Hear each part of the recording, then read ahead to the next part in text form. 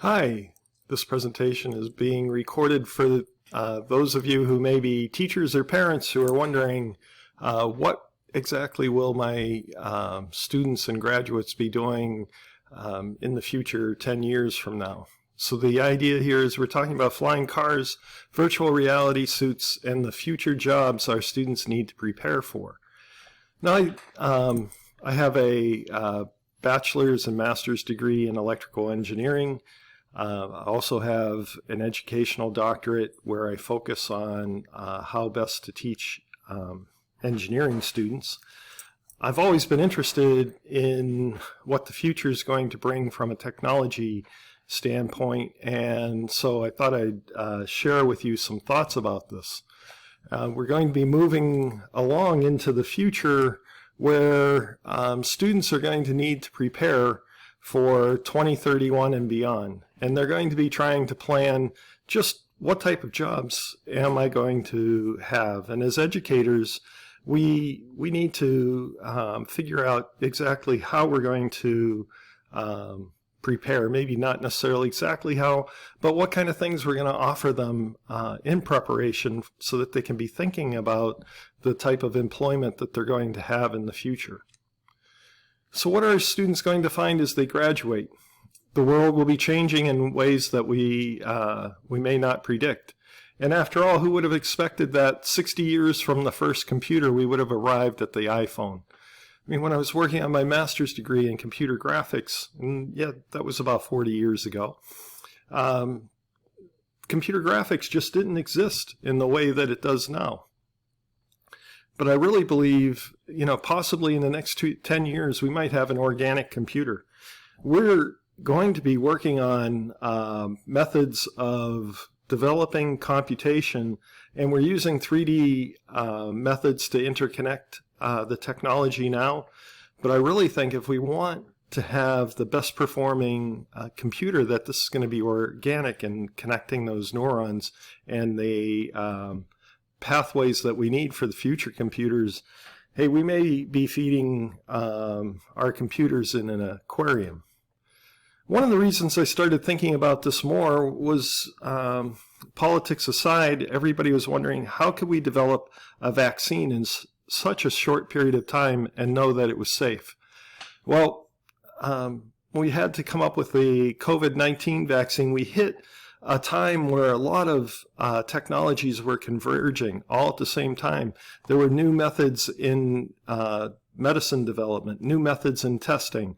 All these advances were being made, simulations that could be run. All of these technologies came together so we could prove the safety of these various vaccines.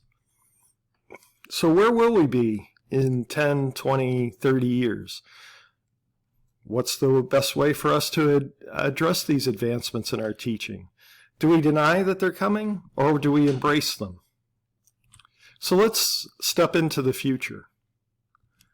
In 2031, we're going to find that the middle class is in Asia and sub-Saharan Africa, and that it will outnumber the US and Europe combined. The global economy will not be driven by the Western consumer for the first time in modern history. 2031, we're going to find there will be more robots than workers. There will be more currencies than countries, and there will be more grandparents than grandchildren in places. In 2031, the meaning of generations will change. The students will arrive to start work and find the 70-year-old new hire. Both of them are going to be starting new careers. This is a big change. For a long time, we've been driven by the time to retire is 65. I was in a discussion the other day where I was told, Sid, you're young. You still have a lot of time, a lot more to do. Start that new career.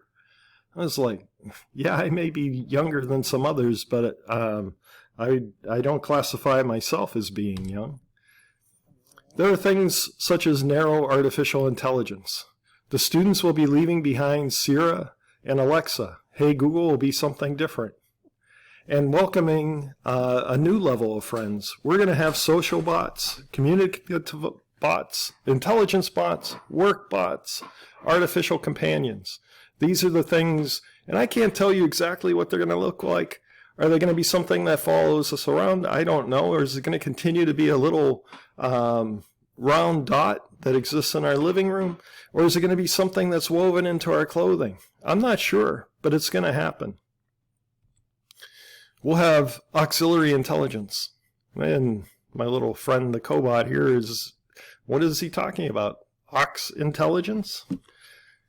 Yeah, we're going to have companion intelligence that's going to augment our thinking. We'll have that high school education, and we'll be moving out into work, and we're actually going to have some companion intelligence. And it may not necessarily be even intelligence that we've individually developed. It may be group or hive intelligence that's important for all of us as individuals and as a community to have available. So really, like how? Well, here's an example. Hey, inequalities and dividing by -1. Hey, that confused me for a long time. And, I'd always forget to flip that inequality sign when I divided or multiplied by -1. And so we're going to have this intelligence that exists along with us. And this is going to be something we're going to be taught how to best use the systems around us and not avoid them. And as much as the crazy phones in our classrooms bother us, and I think take away from teaching, but in a way we have to figure out as teachers, how do we embrace that? Because that's the technology that people are going to have in the future. So, hey, I might ask my cobot, hey, can you help me with this presentation? And I'm getting feedback. Hey, not only that, it's a little bit snarky. Not really. You were much better in the rehearsal yesterday. Well, who knows? These little pieces of intelligence, they'll help us in ways, or maybe be aggravating for us in ways we don't even know. Robots and cobots, it's possible in the future robots are going to take all the jobs. Robots take some of the jobs. I doubt it's going to be that robots take none of the jobs. But, robots are going to be in our future. There's always going to be things that we can evolve ourselves into to earn our keep. And some of that's going to change. But we're going to have these robots around with us. And imagine you have a discussion with a robot that one of your students creates. What if the robot's funny? What if it's insightful? What if it's profound? What if it's scared of snakes? Hey, I don't mind snakes so much, but I know plenty of people who are scared of snakes. And do I really like them? No. Snakes can be a pain. But what if the robot's afraid of the snake? Really doesn't like it? What about that if that robot's thought about its non-existence? How are we going to accept and feel about those robots as we move forward? What if your students created a robot that loved playing with a cat? What if you sat down there and that robot came right up alongside you and was playing with that robot and was obviously thinking that, or playing with that cat, and the robot thought that that cat was cute? That's going to happen. Then we've got things like CRISPR that's coming about, the possibility to edit genes. Underground labs are going to be developing. There's going to be people growing kidneys, growing hearts. Hopefully, they could be growing individuals to harvest those organs from. These are all things that science fiction was written about. But these are the things that could happen. They could be happening today, never mind 10 years from now. And the difficulty is going to be is that not only are we going to be afraid of somebody stealing our identity and stealing our money, they could possibly steal our genetic identity. And it may be difficult to confirm who is the real Sid Martin. What if one of your students cloned the cat? We know that cloning is possible now, but what if it's even becomes easier in the future and your student clones the cat? What we would need students to do to prepare for this, they need to use their imaginations every day. They need to improve their learning habits and take care of their brain and our brain.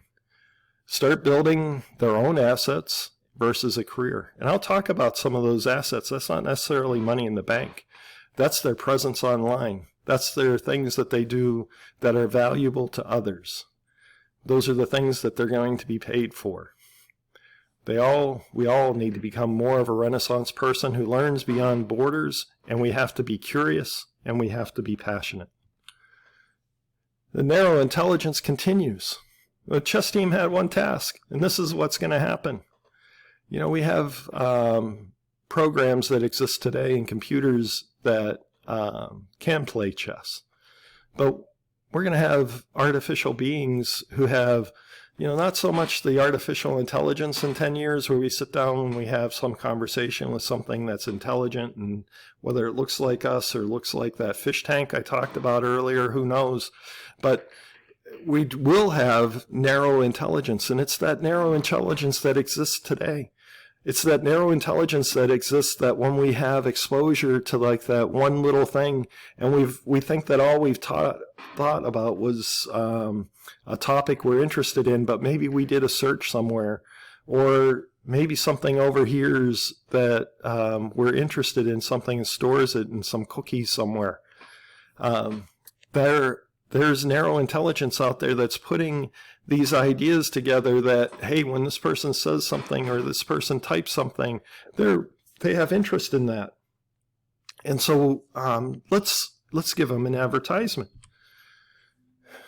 Oh, Dr. Martin, I'm dragging a bit, huh? My cobot's telling me that I'm not doing so well with this presentation, and does my cobot need to take over? Yes, they are helpful. Yes, thank you. I'll continue on from here. I'll try to be more engaging. Thank you. Oh, I'm not engaging enough, huh? And an online device is reporting that there's a teacher in Mayfield writing a poem to the clone cat. Okay, I will try to be more interesting. I get it. I need to be a little bit more interesting. The next gen is going to replace our goggles. Now, we've all seen these reality goggles and things, but they're going to continue to emerge. We're going to have direct write to our retinas. Not are we going to be looking at an image, it's going to be written onto our retinas, and we're going to perceive that it's there. TVs, iPhones, iPads, smartphones, they're going to evolve and keep evolving, and they're going to be given to us for free. And they'll look maybe like a pair of sunglasses. Who knows? But we'll be wearing them. They'll be writing to our retinas. We'll be sensing things that we've never thought of. They may emit even some smells, so we pick it up. Who knows? There are going to be biofactoring jobs. There's going to be the degan. That's a person who eats only meat that was produced without killing. It was grown somewhere as a piece of meat and grew a piece of beef. Automobile frames are being woven from graphene. We're going to have automobile frames that the battery is going to be the frame.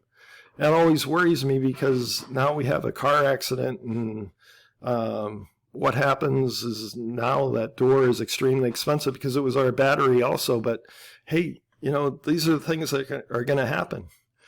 Students are going to be determining how skyscrapers can be grown directly from bedrock. Never mind that we're just going to clear the land, but we're going to figure out how to use the material that's in the land to grow and build the building as we want it to be. Advertisements. Boy, we just aren't going to be able to get away from advertisements. That's how we're all going to be paid. What's going to happen is students are going to develop material that people are interested in.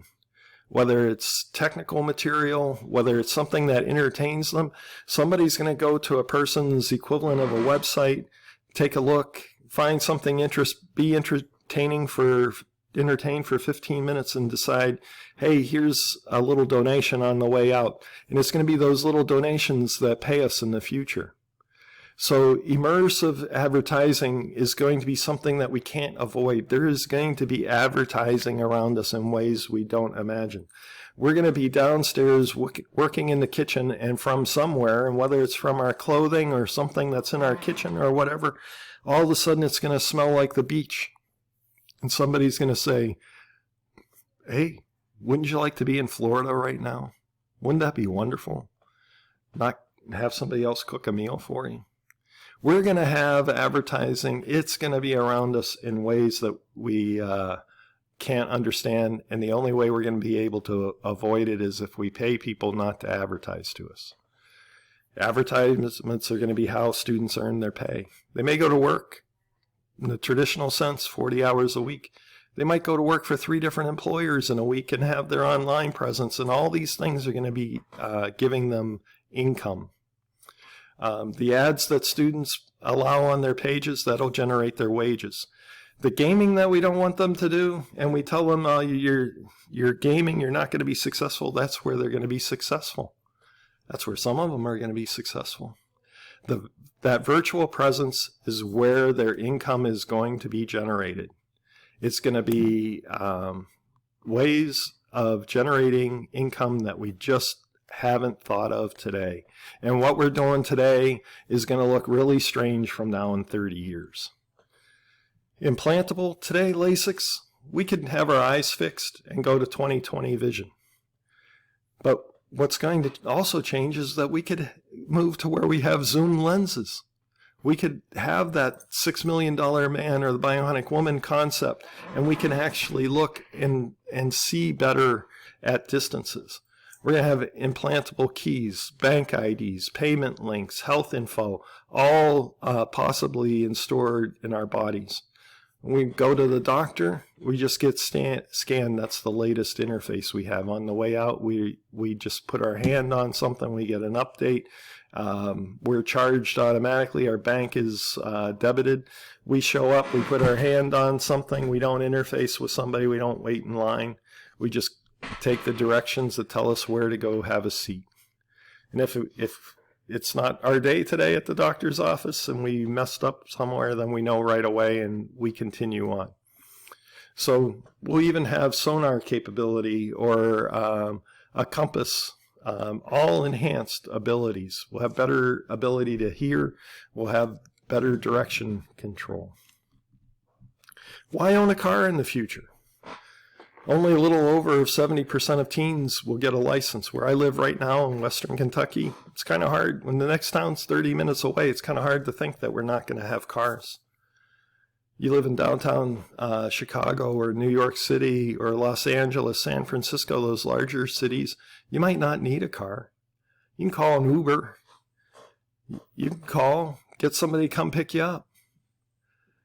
So right now, 70% of teens are getting a license. This is down from 94%.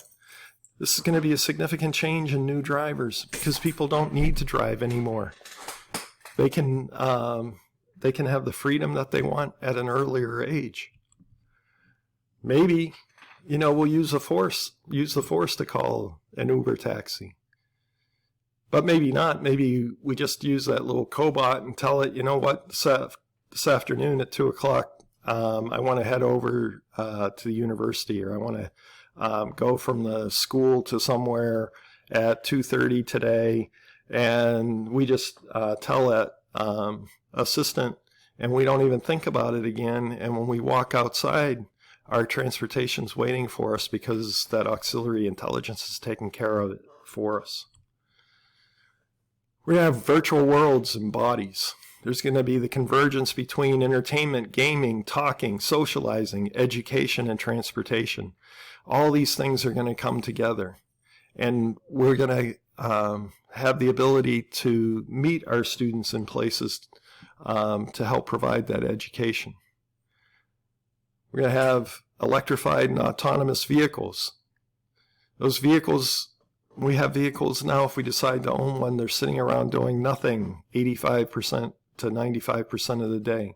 And what are they going to be doing in the future? They're going to drop us off where we need to go, and then they're going to go do some work. Maybe go get charged. But this is going to be more real than we think. Ford and GM say that there'll be no new vehicles with tailpipes after 2035. We're going to be charging our vehicles at home. We have a whole lot of infrastructure to build. We have gas stations now, and we need electric charging areas. And students have to build and design those. Maybe the students going to choose to withdraw from the real world to the virtual world. And they could do that. It could become possible for them to exist for an awful lot in the virtual world. We can even create our own worlds and exist in there. We'll have that ability. What if the student creates in the virtual world, they could interact with their dog? They have an electronic version of their dog. Maybe they don't have a real dog. But maybe if they do have a real dog, they'll find a way for that real dog to interact with the virtual dog. A lot to be thought about. There's going to be technology advancements that are going to be occurring, and we've got problems that we haven't even thought of. And these are going to be social problems, so they're not just technical. Our future just isn't technical. And the technical people can't be working by themselves. They have to be involving everybody else, and they have to learn how to work with everybody else. We're going to have social problems and engineering problems that need to mesh and work together. And this is going to be a real challenge for us all.